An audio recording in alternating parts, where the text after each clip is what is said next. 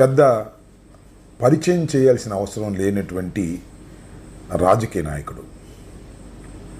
ప్రస్తుతం జైల్లో ఉన్నాడు.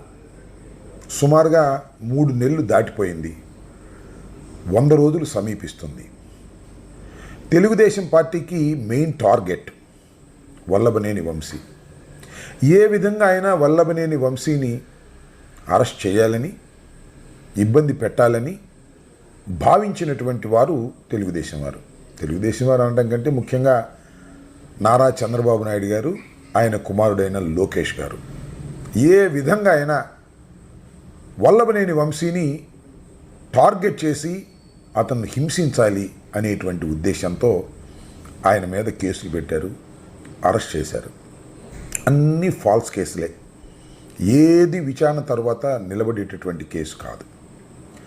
అరెస్ట్ చేసిన తర్వాత జ్యుడిషియల్ రిమాండ్కి వెళ్ళారు. జ్యుడిషియల్ రిమాండ్లో సుమారుగా 100 రోజులు కావస్తుంది. బెయిల్ పిటిషన్లు వేశారు.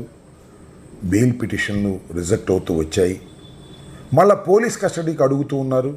పోలీస్ కస్టడీ కూడా ఇస్తూ ఉన్నారు. ఇది ఒక ప్రహసనంగా మారింది. సరే, కోర్టు వారు ఇప్పుడు బెయిల్ ఇస్తే అప్పుడు వస్తాడు, అది వేరే అంశం. ఇక్కడ గమనించవలసిన అంశం ఏంటంటే వల్లభనేని వంశీ ఆరోగ్యం బాగా క్షీణిస్తుంది. దీనికేమి పెద్ద ఎంబీబీఎస్, ఎంఎస్ చదివిన డాక్టర్లు పరీక్ష చేసి చెప్పవలసిన అవసరం లేదు. జస్ట్ కోర్టుకు వెళ్ళేటప్పుడు వచ్చేటప్పుడు ఆయన విజువల్స్ చూస్తే చాలు ఆయన ఆరోగ్యం ఎంతగా దెబ్బతినిపోయిందో అర్థమవుతుంది. ఒక్కసారిగా 3 మాసాల కాలంలో 20 కిలోల పైచిలకు ఆయన బరువు తగ్గిపోయాడు.